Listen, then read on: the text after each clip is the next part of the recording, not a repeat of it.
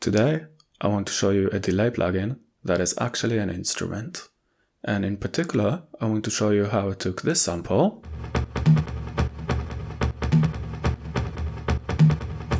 and made this.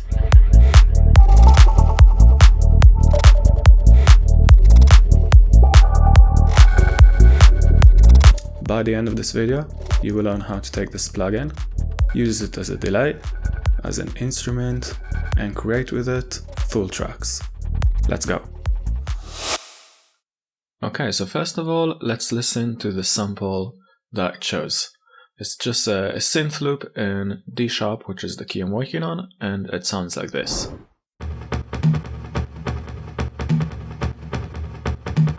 So first thing I did, I took the first half a bar of the sample, I loaded the instance of pitch loop 89, I increased the feedback to 100%, and I changed the mode to cross because it sounds a bit more smooth. It sounds like this.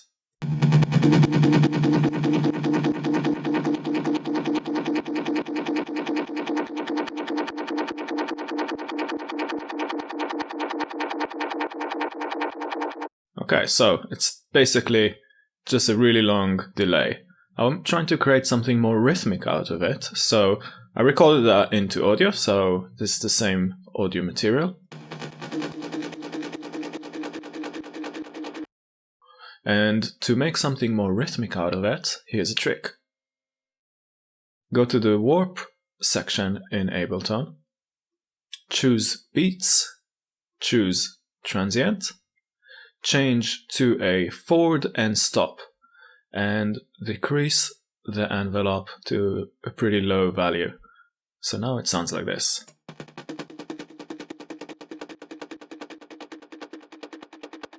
If I change back to texture,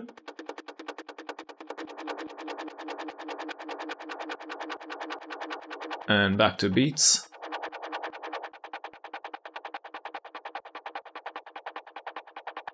I'll skip through the sample.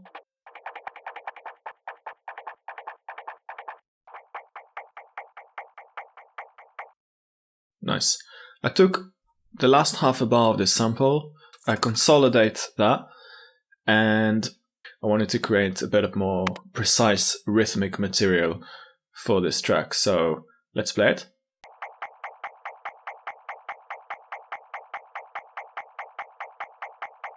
Let's add some kick and bass.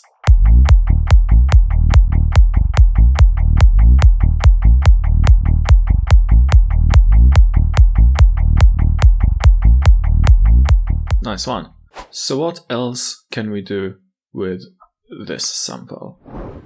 I loaded a fresh instance of pitch loop 89, increased the dry wet to 100%, decreased the feedback to 0%, changed the mode to cross. In the vibrato section, I decreased the rate all the way down, and I increased the depth all the way up. Let's have a listen.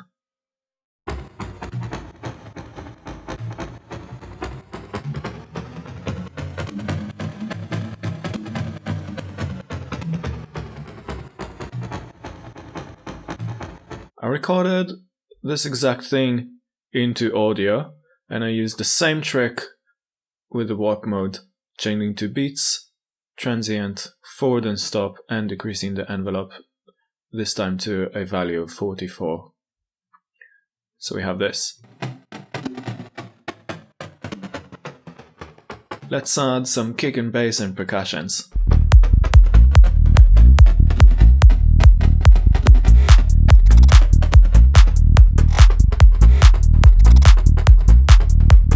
Notice the difference when I change it back to texture.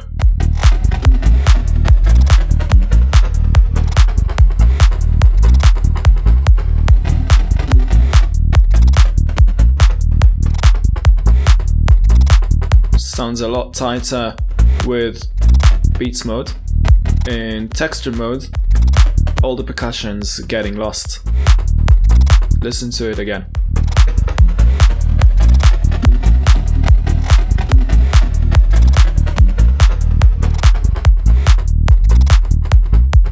Beautiful. So I wanted to take that one step forward. I took the first quarter of a bar, put it on a new channel, reverse that by pressing R on my keyboard, loading a fresh instance of pitch loop 89. Make sure that you have a compressor with a soft clipper or a limiter after the delay, because this can get out of hand. I increased the dry wet to 100%, changed the mode to cross, feedback to around 78%, and here I decided to play with the pitch. So I increased the pitch, in this case, by 3 semitones on the left channel. So let's listen to how this sounds.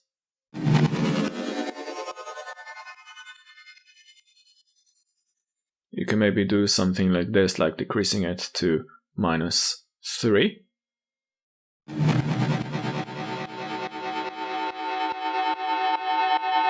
This is what I meant by getting out of hand. Essentially, I've done that a few times. Obviously, I recorded it into audio and I came up with few swooshes.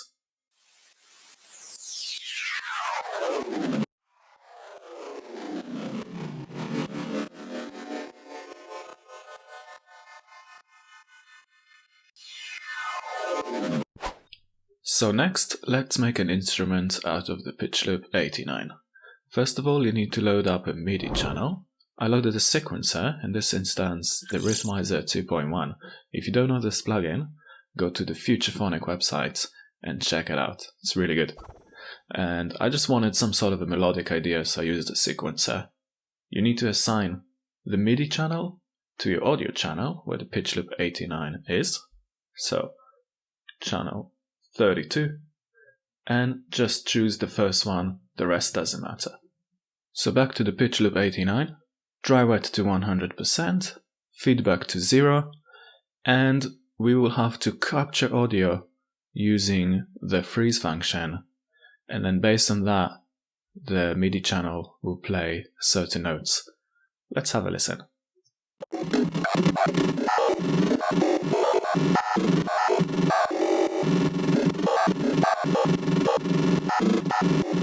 So after a while of playing around with the different settings of the pitch loop 89 and eventually recording the raw materials into audio, I used the same trick with the warp mode to make it sound a bit more tight. I noticed how it was very messy. So right now I have this.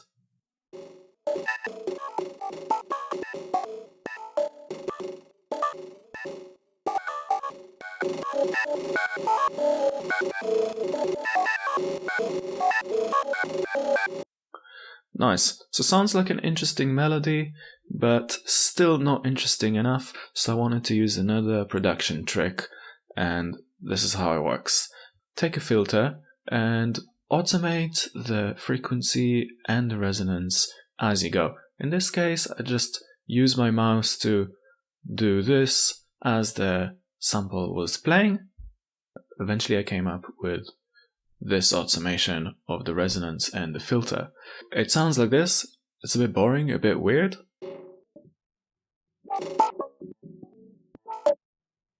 But let's add a delay on top of that.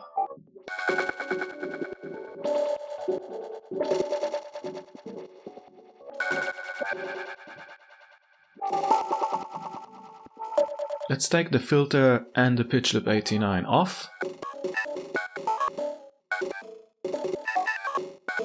And let's turn it on.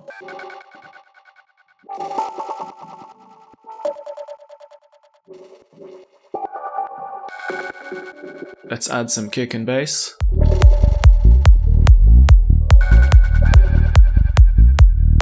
And some percussions.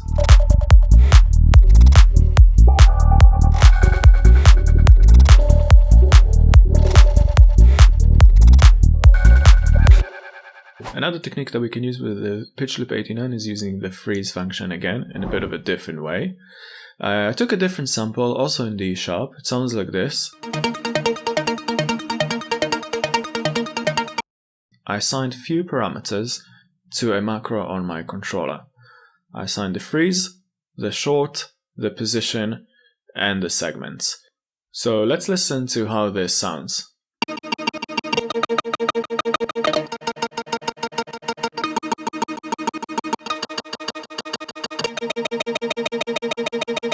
Essentially, I played with that for a while, and I came up with something like so.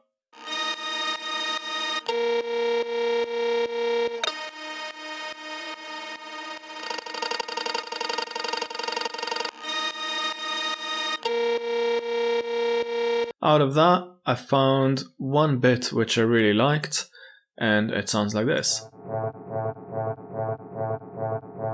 Just a very simple drone or background element. Let's add the rhythmic delay that we had before. Let's add some of the hats and the kick and bass.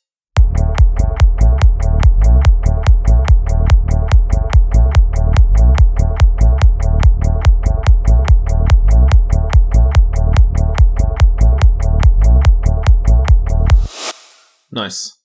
Let's talk a bit about percussions. So first thing, I had to create a crash.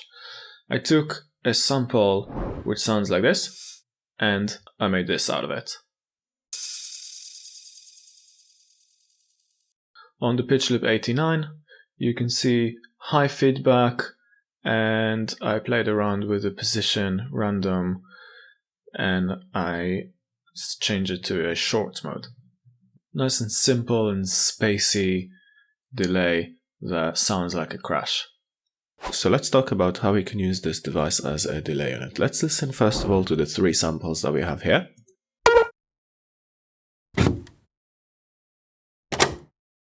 Alright, and let's open the pitch loop 89. It's basically very similar to the default settings. I left the dry wet on 50%. I increased the feedback to 84%. I changed the mode to cross to make it a bit more smooth, cut a bit of the lows, and played a bit with the position and the segment. So when you change the segment or the position, you can see that the milliseconds here will change. So 211 milliseconds, that would be very similar to a 8th note, if I remember correctly. So if I zoom in and I will highlight an 8th note, you can see that it says 208. So 211 milliseconds, that would be pretty similar to an 8th note. And here I see that I also changed the bandwidth. So let's play the sample in a loop, and I will change some of the settings as I go. Let's change the bandwidth.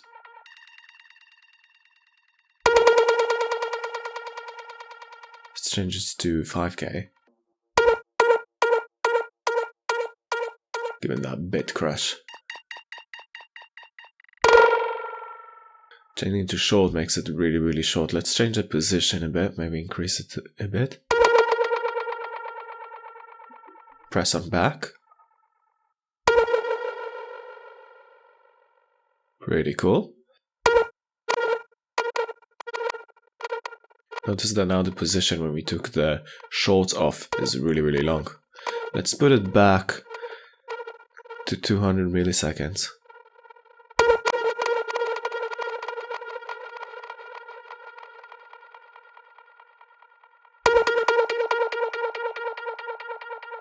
We can add some randomness.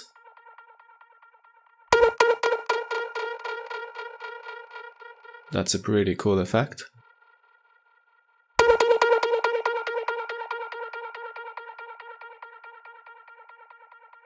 And one thing that I don't know if you noticed, that when I change something on the left channel, i.e. on the top segment of this plugin, the right channel will change as well. And that's due to the link function here. So if I turn this off and now I change the position, you will notice it changes only on the left channel. When the link button is on and I change the position, you will notice now both of them moving together. But if I change it on the right channel, it will just move the right channel. So the link option only works if you change parameters on the left channel. So essentially I did just that, and I recorded it into audio. And I used these bits right here as part of the track. So let's just have a listen to some of the percussions.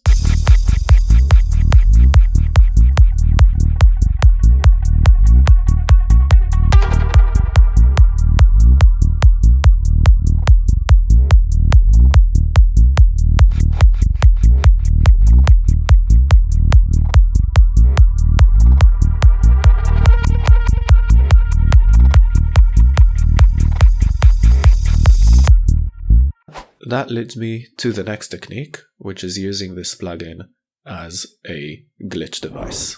Let's load a new instance of Pitch Loop 89. I will increase the dry wet to 100%. I will leave everything else as it is. So the freeze function is this big button here with the infinite sign. And essentially, when you play audio, you can press on this, it will capture the audio and will loop that infinitely. So I took 2 of those samples, I created a really ugly loop, and let's play around. We will capture the audio and I'll start playing with the different parameters and notice how each parameter affects the audio.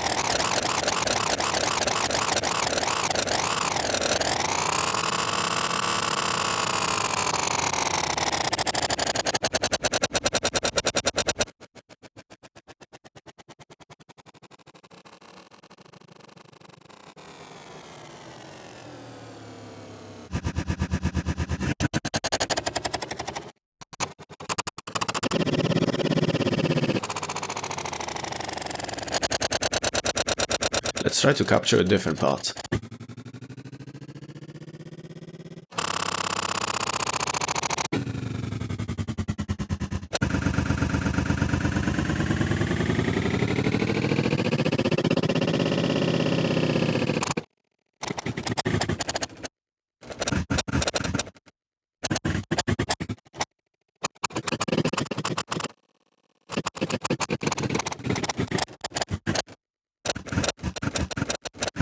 You have different LFO shapes to basically scan through the samples. I will scan through this and notice the blue line here.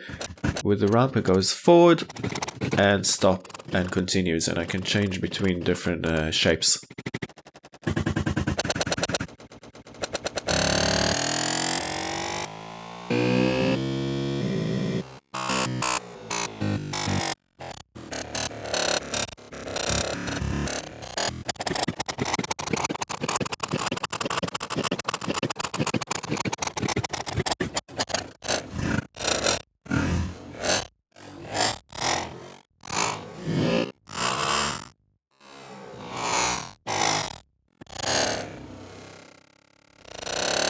The move is basically a random, but a bit more smooth. Notice how I can move smoothly around.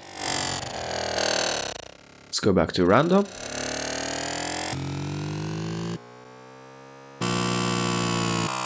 And let's turn it off. And essentially what I've done is, if I go to the second part of this track, I recorded all of that process into audio, and I took very few bits right here and I created a small loop. So let's play this loop together with the percussions and the beat.